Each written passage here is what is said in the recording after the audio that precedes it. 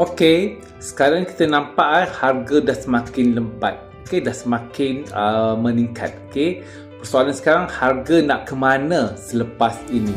Okey, harga emas sebenarnya baru sahaja membuat lonjakan yang besar. Okey, persoalannya sekarang, adakah harga emas itu akan terus meningkat ataupun dia turun dulu? Okey, pada pendapat saya tuan-puan, untuk beberapa hari yang akan datang, trend emas masih lagi cenderung kepada bullish ataupun trend menaik. Kenapa saya cakap begitu tuan-puan? Ada 3 sebab utama. Yang pertama iaitu berkaitan dengan US dollar, semakin lemah. Apabila dolar semakin lemah, biasanya dia memberi sokongan kepada harga emas itu sendiri. Yang kedua adalah berkaitan dengan bond yield AS menurun. Apabila yield menurun, sebenarnya kos, peluang memegang emas itu menjadi lebih rendah. Yang ketiga adalah jangkaan kadar Fed itu sendiri, Federal Reserve lah. Pasaran semakin memberi perhatian kepada kemungkinan kadar faedah AS itu kekal rendah ataupun boleh diturunkan.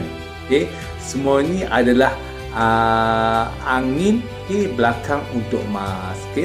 So, paras yang wajib diperhatikan sekarang tuan-puan adalah di antara 4,500 per USD lah per ounce. Paras psikologi penting iaitu 452 per ounce. Jika emas berjaya memecahkan dan bertahan di paras ini, momentum bullish mungkin boleh menjadi lebih kuat di antara 4,600 hingga 4,625 per ounce. Ini adalah kawasan sasaran sebelum ianya berlaku breakout. Tetapi tuan-puan harus diingat, jangan terkejut jika harga emas turun dahulu. Sebab kenaikan besar adalah selepas kenaikan besar biasanya profit taking lah, dan juga bagi correction. Dia adalah perkara normal di dalam pergerakan harga emas. So, bagaimana dengan emas di gap? Jika harga emas dunia turun ataupun naik, harga emas di gap juga berpotensi untuk meningkat.